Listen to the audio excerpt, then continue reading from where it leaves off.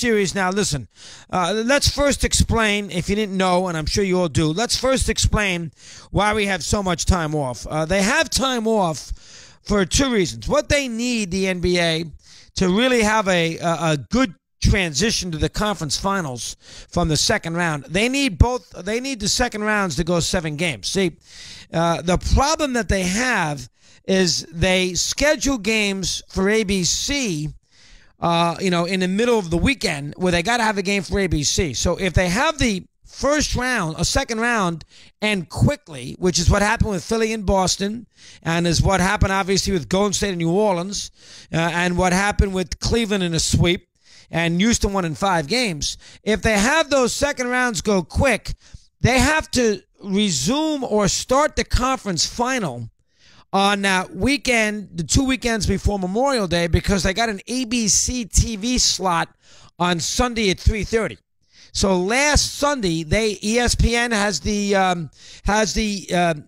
the Eastern Conference with ESPN and ABC. So they have to make sure they have a game for ESPN and ABC. Now, if they had a 7th game of Boston and Philly, which is what they were hopeful of, they'd be fine. Because then game 1 of the conference final would have been Tuesday night, and game 2 would be Thursday night, and then you'd go Tuesday, Thursday, Saturday, Monday, Wednesday, Friday, Sunday, and you'd be able to play and space it out properly, and game 7 of the conference final would be the Sunday night of Memorial Day weekend.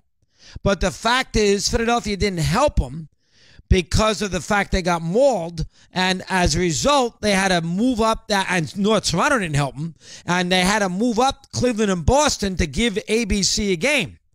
So they gave ABC a game of the Celtics and the Cavs on Sunday afternoon, which means they don't want Cleveland staying in Boston for 4 days, so they got game 2 out of the way Tuesday, and then they had the 3 days off, which kills them.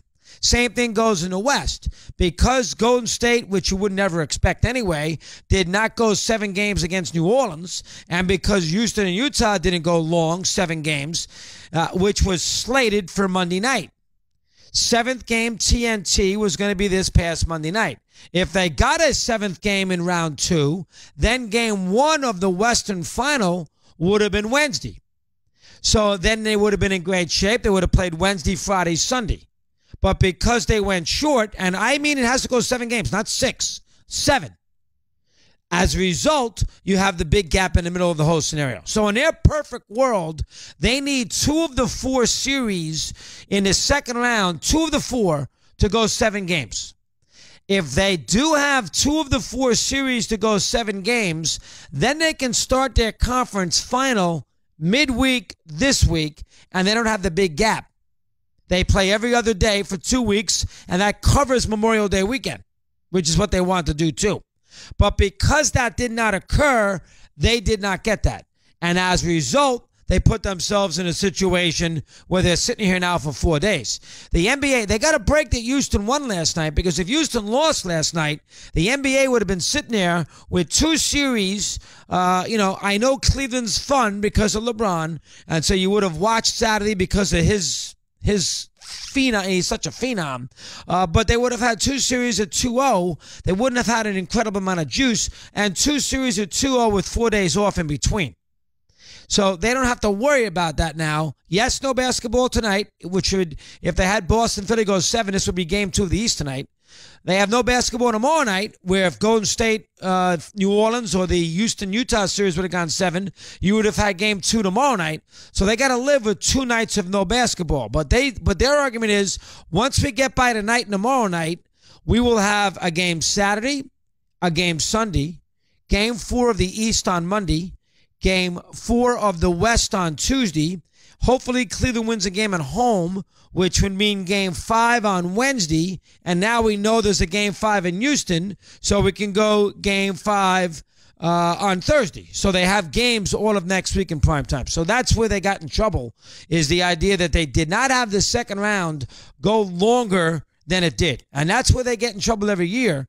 And last year, the same thing happened. Golden State in the second round, San Antonio beat Houston in 6, and Golden State in the second round swept Utah. So they didn't get a 7th game. Last year in the East, Cleveland in the second round buried Toronto, and Boston in the second round. They beat Washington in 7 games. So last year they got a little advantage because they had the Boston Cleveland series start during the week so they could space it out. They didn't have that in the West. They need a 7th game in round 2. They need 2 of them.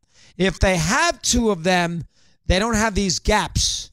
The fact they didn't kills the NBA flow. Now, the problem is the NBA does not make adjustments on the fly. You'd like the NBA to say, okay, we didn't get a 7th game. We got to move this up so we don't have 3 or 4 days off. The NBA doesn't do that because the NBA doesn't want to sit there 2 weeks without a game going into their final. So they live with the criticism of the long gap. Nice to have you with us. You get all that? 19 in front of the hour as we continue along the way here on Mad Dog.